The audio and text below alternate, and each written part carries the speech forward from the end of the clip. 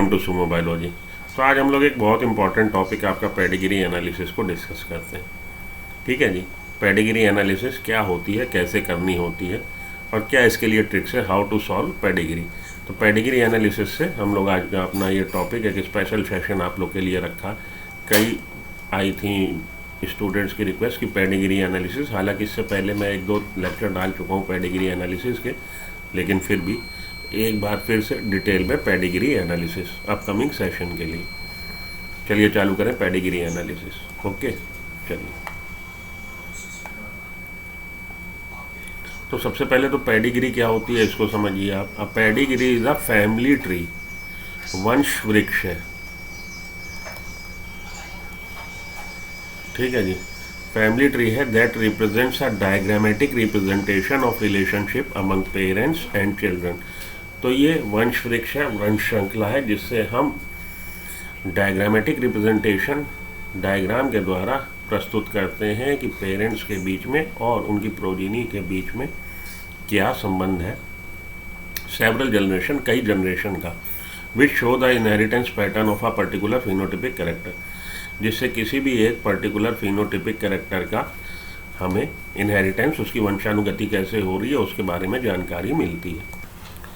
तो किसी वंश में हो रही बीमारी, आनुवंशिक बीमारी, उसका कैसे वंशानुगति हो रही है उसको हम अगर पेडिग्री बना लें, वंश वृक्ष बना लें उसकी, तो हमें पता लग सकता है, हम उसका अध्ययन कर सकते हैं किसी आनुवंशिक बीमारी का। ठीक है जी। Mendelian inheritance in human is difficult to study. तो मेंडेलियन कैरेक्टर जो किसी एक जीन से निर्धारित होते हैं, उसको अगर हम ह्यूमन्स में स्टडी करना चाहें तो अपने आप में ये एक दुरूहकार है, आसान नहीं है। क्यों नहीं है भाई? Current understanding of Mendelian inheritance in human is gained bye analysis of family pedigree. आज की तारीख में जो हम लोग किसी वंशानुगति बीमारी का अध्ययन कर रहे हैं उसमें पेडिग्री एनालिसिस का रोल है। ठीक। Current understanding of Mendelian inheritance, एक जीन का जो इनहेरिटेंस हो रहा उसके लिए हम लोग पेडिग्री एनालिसिस का लॉजिक लगा रहे हैं। In human is gained by the analysis of family pedigree और the result of mating that have already occur. तो पेडिग्री एनालिसिस में हम लोग क्या कर रहे हैं? हम लोग उस मेटिंग का रिजल्ट को स्टडी कर रहे हैं जो ऑलरेडी हो चुकी, तो भूतकाल में हो चुकी घटनाओं का अध्ययन करके हम लोग भविष्य में जो हो सकता है उसका हम लोग आइडिया लगा रहे हैं। By analysis of pedigree we may be able to predict how the trait is inherited. तो पेडिग्री एनालिसिस करके, पेडिग्री का एनालिसिस करके हम बता सकते हैं कोई ट्रेट जो किसी पीढ़ी में, पीढ़ी दर पीढ़ी जिसकी वंशानुगति हो रही, कि ये ट्रेट ऑटोसोमल लिंक्ड है, कि सेक्स लिंक्ड है, कि रिसेसिव है, कि डोमिनेंट है।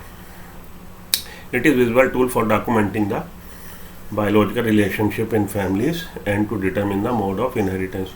तो ये अपने आप में एक महत्वपूर्ण तरीका है जिससे हम एनालिसिस कर सकते हैं किसी वंशानुगति बीमारी का और बता सकते हैं कि क्या पैटर्न है इस ट्रेट का, इस बीमारी का चलने का, आगे बढ़ने का, वंशानुगति होने का किसी भी फैमिली में। The study of inheritance in human is very difficult due to following reason. तो वंशानुगति का ह्यूमन्स में अध्ययन करना अपने आप में आसान कार्य नहीं है। क्यों नहीं है? Control process can not be made. आप आदमी को सब्जेक्ट नहीं बना सकते, कंट्रोल क्रॉस नहीं करा सकते। जैसे आप अगर के ड्रोसोफिला को कंट्रोल क्रॉस करा रहे हैं तो आदमी को आप एक्सपेरिमेंट का सब्जेक्ट नहीं बना सकते, मानव को नहीं बना सकते और कंट्रोल क्रॉस नहीं करा सकते। Number of offspring is very small. दूसरा, एक बार की प्रेगनेंसी में एक बच्चा हो रहा, बहुत रेयर है कि ट्विंस हो जाए, तो नंबर ऑफ ऑफस्प्रिंग स्मॉल है, ये एक कारण है। Life span is very long. मानव की जो आपकी लाइफ एक्सपेक्टेंसी 68-70 साल है। Sexual maturity is attend about 18 साल। 18 साल के बाद जो कोई भी इंडिविजुअल है वो सेक्सुअली रिप्रोडक्शन करने के काबिल होता, अटेन करता है sexual maturity. Many phenotypes are express in the later stage of life. और कई ऐसे ट्रेट हैं जो जीवन के आखिरी चरण में प्रकट होते हैं, शुरू में नहीं दिखते।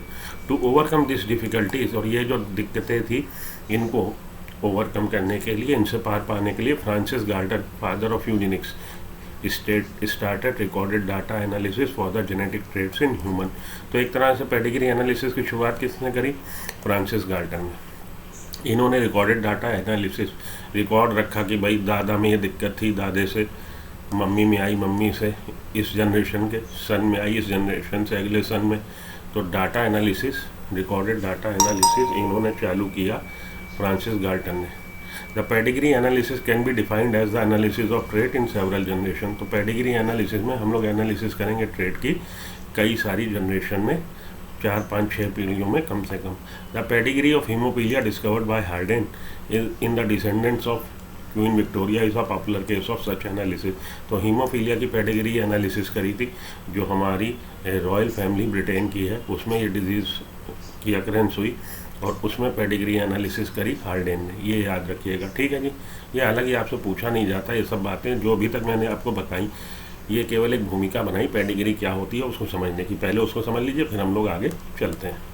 चलिए, तो पेडिग्री एनालिसिस के सिंबल है, ये मेल का सिंबल है, ये मेल अफेक्टेड का जिसमें ट्रेड दिख रहा है, ये फीमेल का, ये अफेक्टेड फीमेल का, ये अननोन सेक्स का, ये मेटिंग है बिटवीन 2 इंडिविजुअल्स, ये मेटिंग है बिल्कुल बिटवीन कॉन्सेंगुइनियस मेटिंग मतलब निकट के संबंधियों के बीच में, ये ऑफस्प्रिंग है।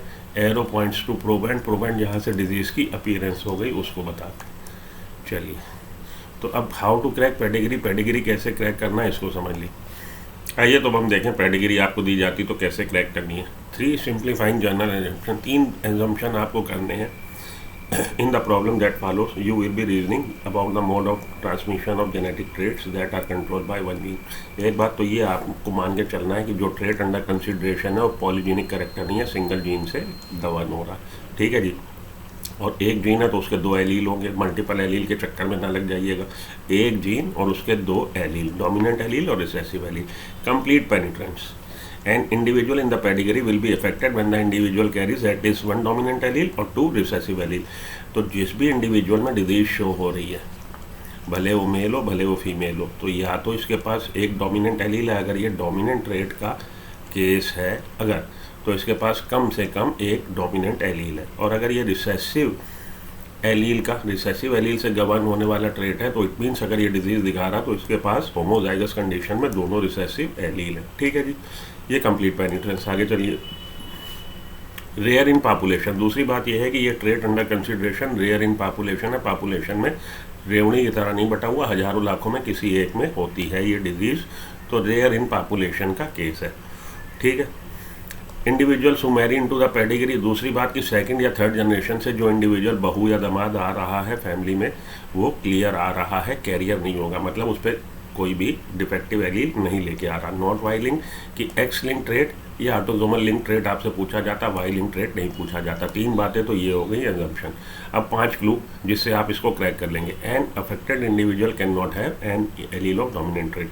अगर एन अफेक्टेड इंडिविजुअल है तो अगर डोमिनेंट ट्रेट है तो इसका मतलब है कि उसका जो जीनोटाइप है वो होमोजाइगस रिसेसिव है, उसके पास डोमिनेंट एलील का एक भी कॉपी नहीं हो सकती अगर ट्रेट डोमिनेंट एलील का। Individuals marrying into the family assume to be free, कि वो जो बाहर से आ रहे हैं दामाद और बहू वो डिफेक्टिव एलील लेके नहीं आ रहे, भले डोमिनेंट हो भले रिसेसिव हो।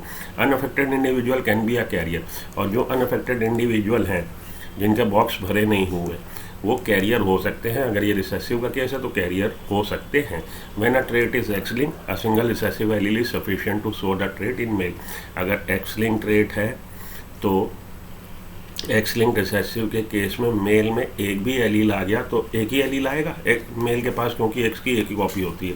तो ये जो एक्स है अगर उस पर डिफेक्टिव एलील रिसेसिव टाइप का भी है तो इफेक्ट शो कर देगा, क्योंकि एक्स का काउंटर पार्ट यहाँ पे वाई है और वाई पे जीन अलग है, एक्स पे जीन अलग है, इसलिए ये डिफेक्टिव एलील रिसेसिव होते हुए भी अपना इफेक्ट दिखा देगा।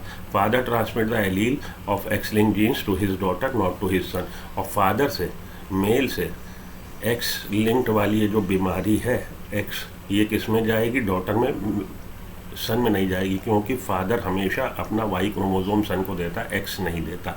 ये सारी बातें जानने के बाद आप पेडिग्री आराम से क्रैक कर लेंगे। तो नेक्स्ट आपके वीडियो में मैं 8-10 पेडिग्री के क्वेश्चन डालता हूँ और उसको सॉल्व करता हूँ। पहले आप ये वीडियो एक बार फिर से देख लीजिए, 1-2 बार देख लीजिए, बातें समझ लीजिए। नेक्स्ट वीडियो में इसके बाद कंटिन्यूएशन में आपको मिलेगी, इसमें 8 से 10 क्वेश्चन मैं पेडिग्री के लगवाता हूँ। तो ठीक है, इसको रिवाइज करिए। मिलता हूँ अगले लेक्चर में। Till then good luck, goodbye, thank you.